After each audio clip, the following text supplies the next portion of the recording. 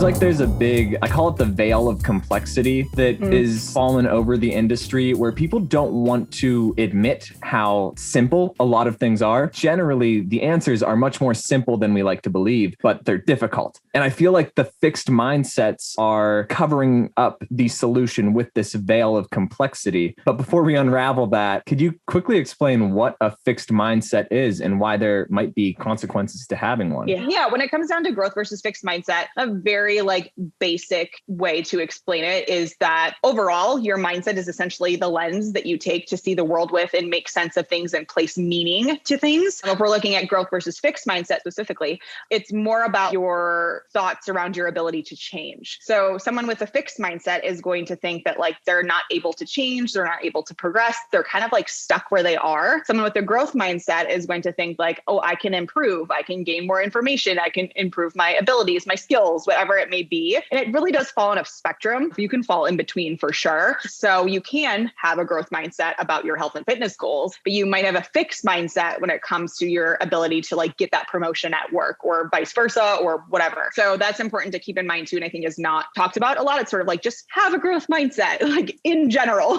but it could really need different things and different strategies for different areas of your life. Yeah. And I love how you touched on too, that it's domain specific, because a lot of times you see people that are crushing it and expanding in certain avenues of their lives. And, other areas, they're very fixed. What are the steps to start to, water that fixed mindset and slowly grow it into more of a growth mindset that works for them? If someone's really struggling somewhere, what would be some of those simple first steps? With every type of behavior change, whether it's behavior change or mindset change, I say you need to start with awareness, because if you don't know really what needs changing, it's going to be very hard to change it. Or if you don't know what specifically you need to improve, how are you planning to improve it? So really just start to pay attention in their day-to-day life where that fixed mindset does show up in that area. For instance, a couple big ones are setbacks, feedback, and success. So with setbacks, start to pay attention to your setbacks, failures, whatever obstacles, and see how you respond to them. Immediately, if you have a setback, you start beating yourself up and you think I knew it all along, I was never able to do it.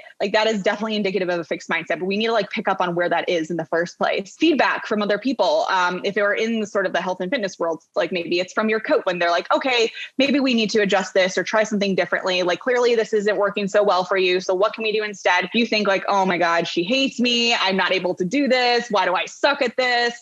That is a fixed mindset. And then lastly, with success. So this is not your success, but this is how you view the success of other people. You're scrolling through Instagram and you see someone who has had success, whether it's in financially or they have a family or they lost 100 pounds, whatever area you are looking in, how do you respond to that? Are you automatically super jealous? Do you think that they must have something that you don't? Or is it sort of from a inspiration perspective, which would be more the growth mindset side of thing? Oh my gosh, she did that. I wonder how. I bet I can do it too then. That would be much more of the growth mindset side of things. Of course, these are very much the extremes on either side, and you could be somewhere in the between, but still be leaning in one direction versus the other. But overall, long story short, we need to start paying attention to where those things are. And then kind of from there, working on those specific areas and just taking a second to pause and be mindful of those things when they crop up, and don't just push them away, but really actively try to think about the other side of things.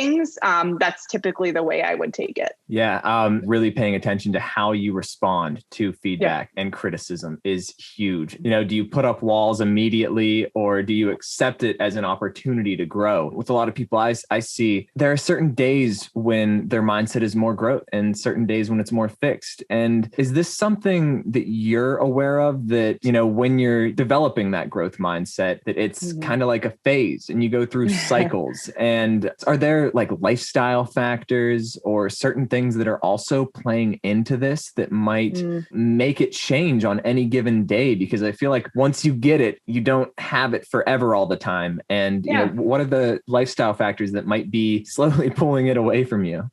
Oh, this is an interesting question. If you are moving from having a fixed mindset and really truly focusing on working on becoming aware, noticing things, and trying to get your way to a growth mindset, it is going to be a little bit of push and pull, kind of like with weight loss, right? It's not going to be like a linear progression. I think a little bit of acceptance is really important in understanding that if you're not going to have a growth mindset overnight, we absolutely, like, I want everyone to know for sure, it's not that difficult to really start to shift your mindset. Like we've done it in very short-term forms, just getting people to read an article that swings in one direction or the other. And that's enough to really start to shift things. But there is a like statistical significant difference after they read these articles, which honestly is a little bit like dangerous to me, because that means if there's something that you read online or something that you hear from someone that does kind of gear in the fixed direction, like you might really start to pick up on it. So it's like kind of being cognizant about like where you're consuming information from in general. But as far as just like environmental factors, if you are stressed out, there's a lot going on, a lot of different things demanding your attention, that just might pull away from some of that awareness and ability to pay attention, which could be detrimental to you like moving forward with your growth mindset sort of goal. So that's like the big one that I can really think of. But it's tough because for me, it's like when those environmental factors arise, how you react to that is indicative of your mindset, right? So if things do get tough, if things are in your environment are kind of like pushing you towards the fixed ways, your mindset towards growth would be able to kind of like save you from that, because you could see, all of this stuff is going on. I'm